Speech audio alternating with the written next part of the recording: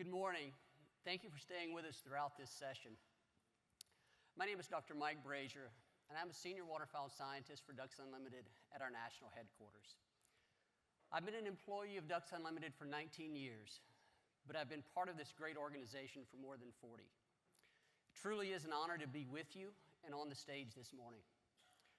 My career with Ducks Unlimited has given me the opportunity to visit virtually all of our highest priority geographies and learn about many of our most impactful scientific studies.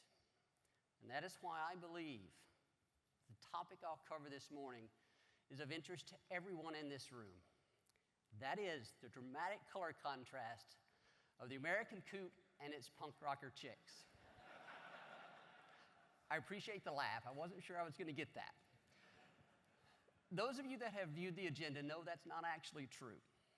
But I assure you, this is a real thing. It's actually a coot chick.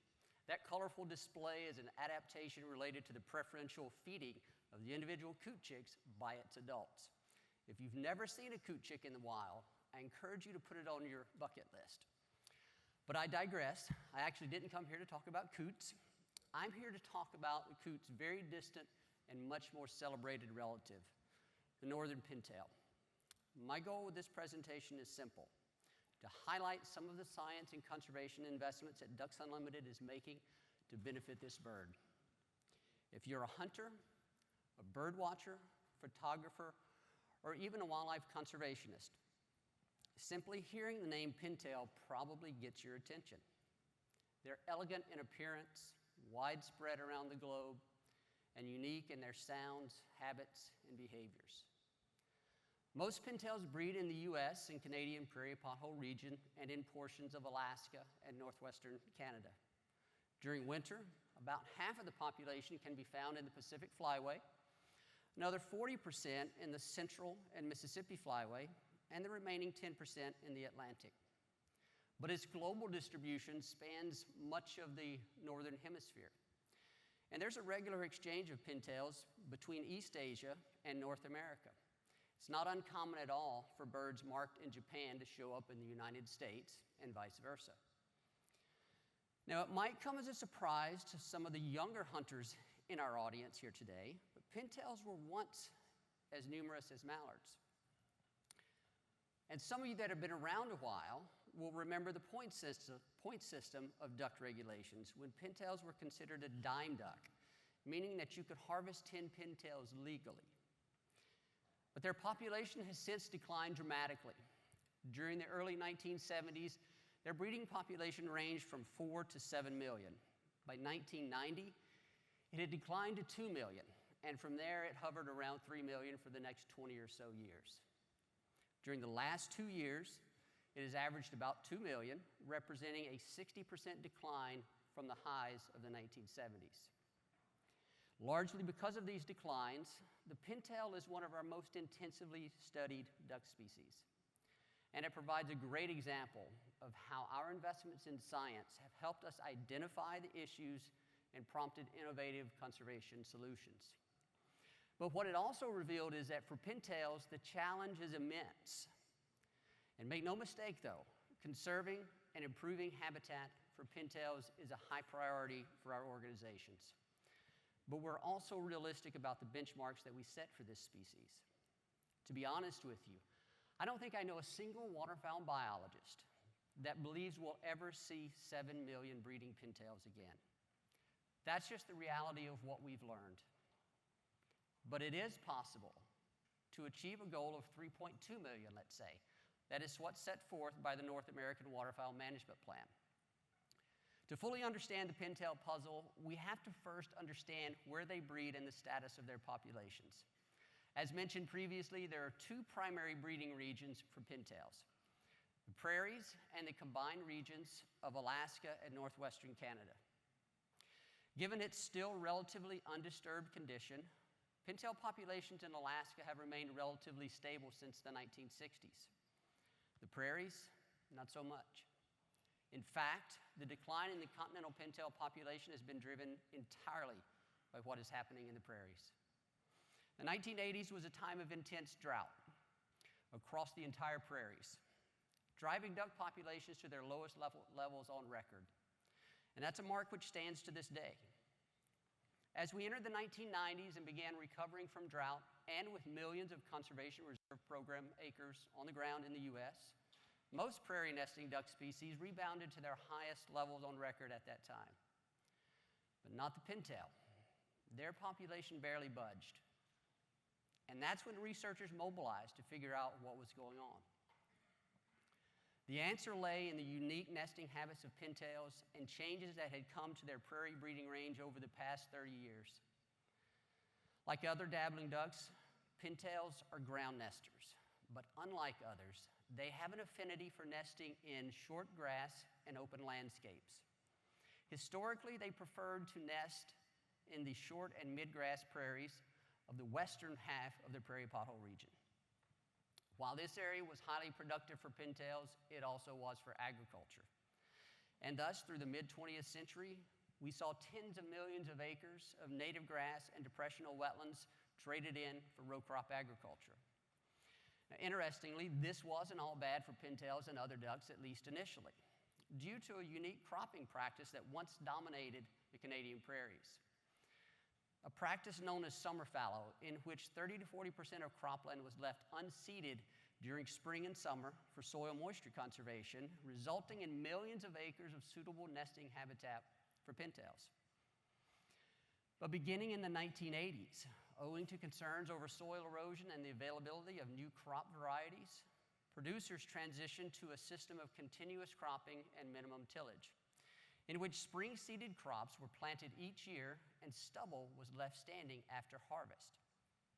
In doing so, around 25 million acres of relatively safe nesting habitat in the form of summer fallow shifted to an agricultural cover type that was ultimately revealed to be high risk to pintails.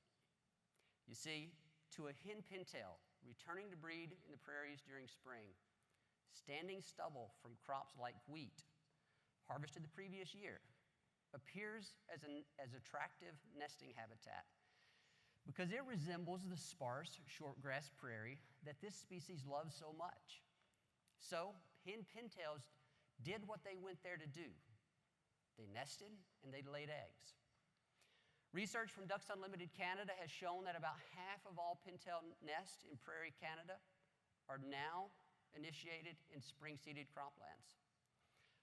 But because pintails are some of the earliest arriving species on the prairies, their nests are often initiated before farmers start working their fields. As a result, about 22% of pintail nest losses are caused by damage and disturbance during spring seeding. Also, we've learned that nest predation is much higher in spring-seeded croplands, and in total, only about 5% of pintail nests laid in spring-seeded cropland will hatch. Now, like other ducks, pintails will re-nest, meaning that if their initial nest is destroyed, they will move to a different location and they will initiate another nest. But pintails don't re-nest as readily as other ducks, and it's rare for them to re-nest more than twice. We can contrast that with mallards, which are prolific re-nesters, routinely re-nesting 3 or more times. We take all this together and we begin to see that the odds have been stacked against pintails for quite some time, and the data that we've collected back this up. Recent studies have revealed that pintail reproductive success, as measured by the ratio of young to adults in the fall population, has declined concurrent with the adoption of continuous cropping since the 1980s. Because of our investments in science, we were able to diagnose not only that the pintail decline is linked to a change in their prairie landscape, but also the specific cause behind it. Put simply, what we've learned is that the key theme for pintail conservation is one word: habitat. If we're looking for a pintail recovery, it starts with a change in agricultural practices on the prairies. Now, admittedly, developing and implementing a program that can affect 20 million acres of prairie is a tall order. But there are proverbial green shoots of innovation coming from our colleagues in the breeding grounds. One of the best examples of this innovation is DU's investment in research into winter wheat as an alternative to spring-seeded crops. Winter wheat is planted in late summer or fall. It remains dormant in winter, and then it begins to grow in the spring. This schedule of growth reduces the need for cultivation during spring when pintails are arriving and beginning to nest, thus sparing them from that mechanical disturbance we discussed earlier. What is more, its appearance, winter wheat's appearance, resembles that of native shortgrass prairie, and it's rather attractive to pintails. DU's research on this front was multifaceted and in many ways innovative and unconventional. First was the need to study winter wheat itself, understanding limitations in its viability and yield potential, and leading to the development of varieties better suited to colder climates.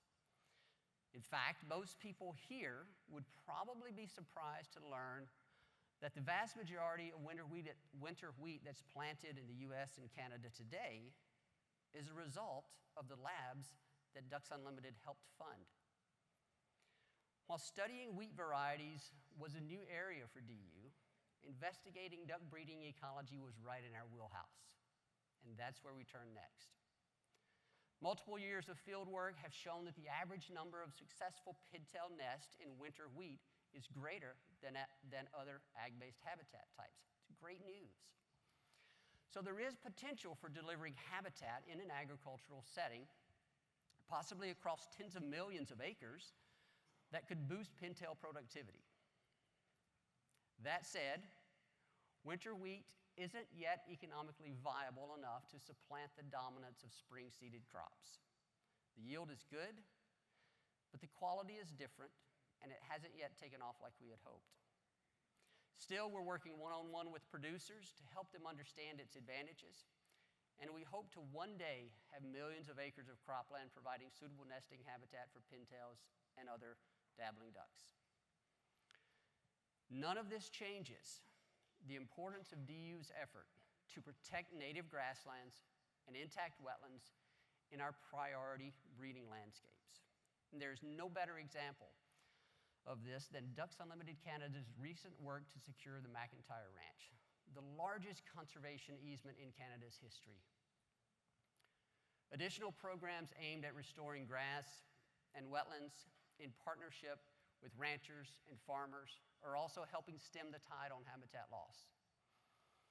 These activities will remain the cornerstone of our habitat work. And if you remember nothing else from this presentation, it should be this: the battle to restore pintail populations to healthy levels will be won or lost on the prairies, period. With that said, investments in science and conservation outside this area also play a role. Ongoing studies using GPS tracking technology are investigating differences in spring migration strategies for pintails. We're also wanting to know how these strategies vary among pintails wintering in different regions. And we want to know how that may affect their nesting and productivity once they get to the breeding grounds. A study published just last month also revealed the positive effects of winter flooded rice on the annual productivity of pintails and other dabbling ducks. In years when there was more winter flooded rice on the landscape, the ratio of juveniles to adults, an index of productivity, was higher during the fall. These results emphasize the need for diversified programs to conserve and manage habitats important to pintails throughout their annual cycle while maintaining a focus on those that matter the most. Pintails are an iconic species that we all admire, and research has taught us incredible amounts about their populations. We've diagnosed the problems. We understand the challenges. The historic population levels of the 1960s are likely unattainable, but there are more realistic goals. DU and our partners are making strides, although the going is oftentimes slow and sobering. But because of your help and support, our commitment to keeping intact habitat on the ground and finding creative ways to put more back remains as strong as ever. Now, this presentation on pintails would not be complete without one final piece of information, and I know some of you have heard about this. 2 weeks ago, the U.S. Fish and Wildlife Service Migratory Bird Regulations Committee approved a new strategy for pintail harvest management. This new strategy would give hunters in the Pacific, Central, and Mississippi flyways a 3 pintail daily limit in years when certain breeding population conditions are met. Hunters in the Atlantic flyway would be given a 3 pintail limit whenever the pintail season is open. And I need everyone's attention right now. This does not affect the regulations for pintails that are already in effect for the 24-25 season. They will remain as they are. This new strategy does not go into effect until the 25-26 season. Some of you are probably wondering how this can be, that we're thinking about more liberal regulations given what we've just talked about. To be clear, this does not mean that there will be a 3 pintail limit next year. It simply means there is now an option for a 3 pintail limit in the harvest strategy. That previously was not the case. Whether the 3 pintail bag limit is chosen will depend on the results of the waterfowl breeding population and a habitat survey that is ongoing as we speak. Certain population levels and breeding habitat conditions must be met before that 3 pintail limit will be chosen. Otherwise, a 1 pintail or 2 pintail limit will be the order of the day. It's also important to realize this new strategy is considered interim, experimental, if you will. It will be reevaluated after our partners in the harvest management community gain experience, 3 years of experience with the 3 pintail limit. And it's important to remember that current evidence suggests that harvest at the levels we currently experience do not drive population levels of ducks, nor does it drive the annual changes in duck populations. It's habitat that drives those changes. Now, we will be covering additional aspects of this new pintail harvest strategy on various Ducks Unlimited platforms in the coming weeks and months, so I encourage you all to stay tuned to those. In the meantime, we applaud our partners in the U.S. Fish and Wildlife Service, state agencies, flyway councils, for their continued work on this important issue. Together, through our use of science to guide both harvest management and habitat conservation, we're ensuring sustainable populations of pintails and other ducks for enjoyment by current and future generations. I sincerely thank each one of you for your time and your dedication to our cause. Please enjoy the rest of the convention.